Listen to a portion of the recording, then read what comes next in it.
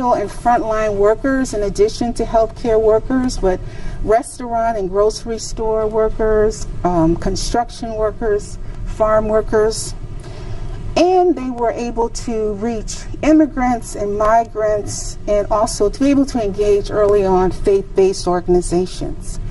So because of the level of community engagement, there was increased language access by translating materials, and we've translated our prevention messages into dozens of languages at this point. And also by using methods and spokespersons who were known and trusted.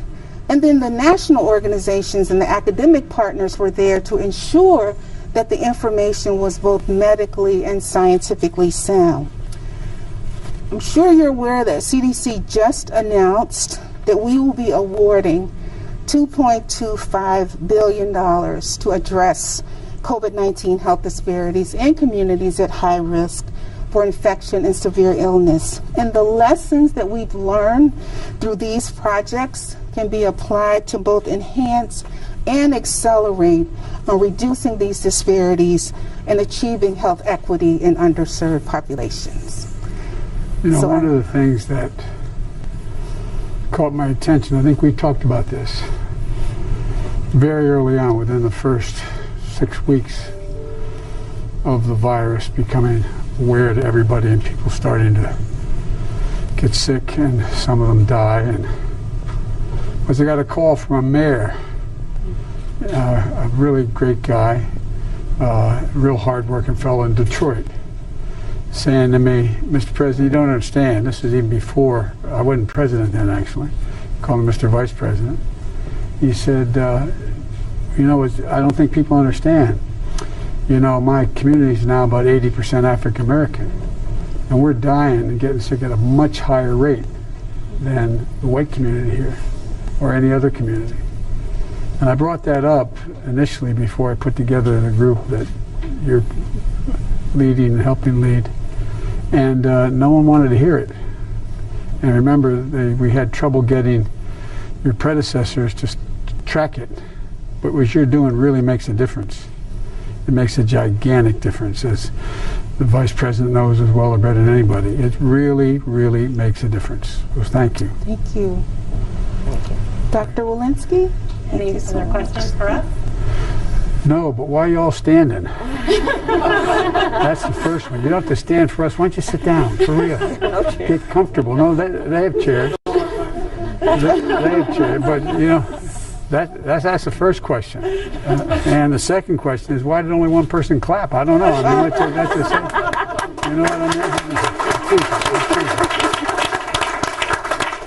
The reason I do this is, the doc knows, you're all too serious here. We owe you a gigantic debt of gratitude, and we will for a long, long, long time, because I hope this is the beginning and the end of not paying attention to what's going to come again and again and again and again. We can build all the walls we want, we can have the most powerful armies in the world, but we cannot stop. We cannot stop these viruses, other than be aware where they are and move quickly on them when we find them. And the one thing that the reason I am so happy to have been able to, anyway, to have Doc here, is that science is back. No, all kidding aside, think about it. For the longest time, not just as it relates to CDC, but science was viewed as sort of an appendage to anything else we were talking about. But it's back. And I just want you to have some confidence that it's not only are the Vice President and I and the whole team and the whole COVID team writ large committed, but the American people have moved. The American people have moved. This is a bipartisan effort now. Now, it isn't showing itself in the way senators and congressmen vote, but the public, we were talking about it on a helicopter, on the airplane, the public, in a bipartisan way. When I came up with this $1.9 billion for this whole COVID and the economic relief side of it as well, we were told that it could never pass. We'd never get any help. Well, we didn't get any help in the Senate or the House, but you have 55% of the Republicans in America supporting it. You have 90-some% of the Democrats, 80-some. The point is, the public is thankful to you because it's about science. That's what they understand. They understand. And we're not going back to the old days. Even if tomorrow the whole administration changed, I think you've changed things. You've changed them in a way that are going to make everybody healthier in this country. And when we have a crisis, you're prepared to meet it because you speak truth and science to power. And that is the power. So all the folks listening, I guess you said there's hundreds or if not thousands of people listening. Yes. Thank you, thank you, thank you, thank you, thank you. There's an entire generation coming up that is learning from what you've done. I don't just mean learning about how to deal with a virus. Learning about it makes a difference to tell the truth, to follow the science, and just wherever it takes you, and just be honest about it. And that's what you've all done. So we owe you a debt of gratitude at all the lives you've saved. I carry in my pocket, as Doc knows, my schedule. On the back of my schedule, I have listed every single day with the exact number of people who have died from COVID the day before. I mean, for cumulative. We're at 535,217 dead as of last night. It's got to stop, but you're slowing it. It's stopping. Yes. And it really, really matters. You know, that's more people than have died in all of Americans, all of World War I, World War II, the Vietnam War, and 9/11 combined. Combined in a year. In a year. And you are the Army. You're the Navy. You're the Marines. You're the Coast Guard. I really mean it. This is a war. And you are the frontline troops. Sounds silly to say it that way. Sounds sort of grand, but think about it. And finally, we got the vaccines, we got the companies together, and then they didn't have the wherewithal to be able to produce all the vaccines. Mm-hmm. So there's a thing called the Defense Production Act. As president, I'm allowed to enforce it. So I had people saying, stop making that and start making these. Mm-hmm. We put together, did you ever think you'd see the day, because you've all been involved in medicine, see two major drug companies cooperate for the good of the country?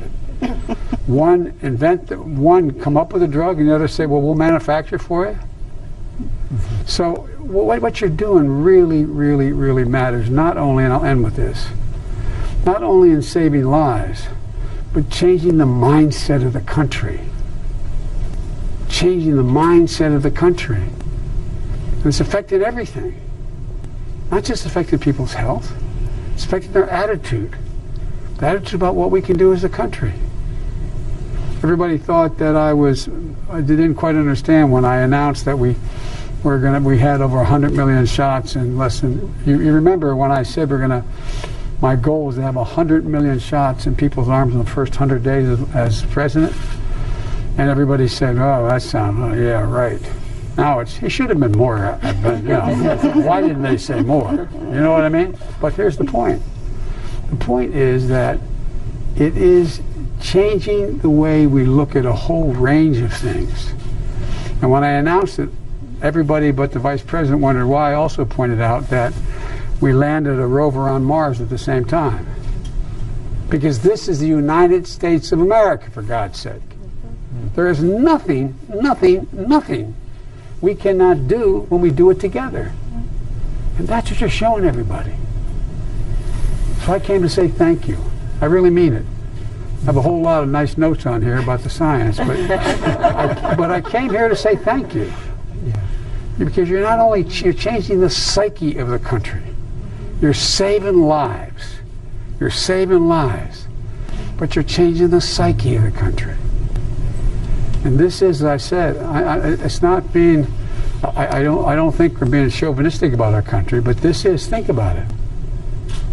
We're the only country in the world that is, every time we've gone into a crisis, have come out stronger immediately after the crisis than when we went in before the crisis. Think about it. about who we are. Closing comment. I was with Xi Jinping in China. Spent more time with him, I'm told, than any world leader, because he was vice president, I was vice president.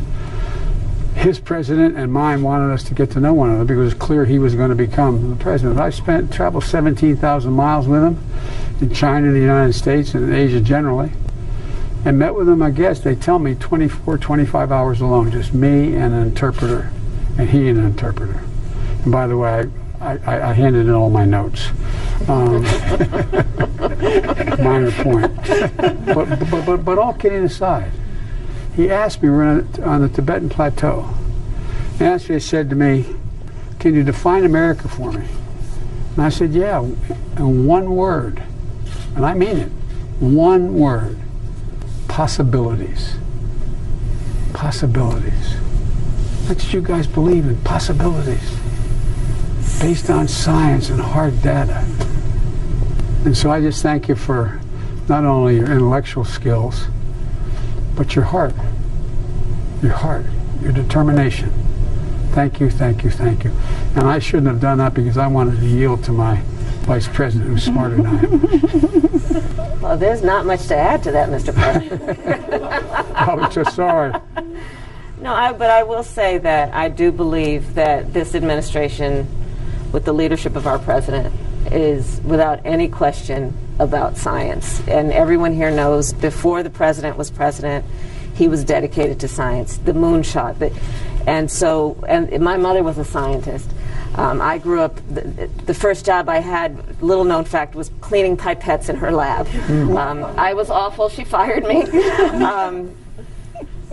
And then there was this moment of global crisis. And the president takes calls with leaders around the world. We talk with people around the world. And they have named their centers of disease control after this center of disease control. They put the name of their country and they call it CDC.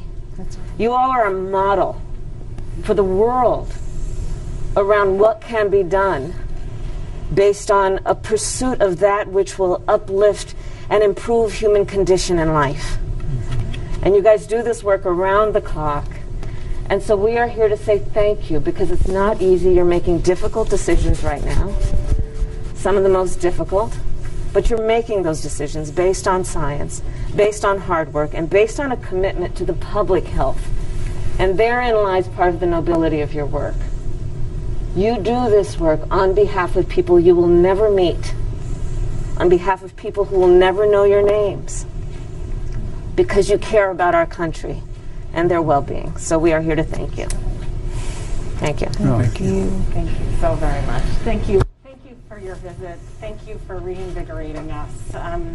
I can promise you, as long as this team of people are here, as long as I am here, we will bake into the cake of everything we do our commitment to equity, to science, and to bring back the health to the American people. Thank you very much. I don't have any doubt about that. If you all don't learn to sit, you're never going to make it. Thank you, thank you, thank you. Bottom line. Thank you. Thank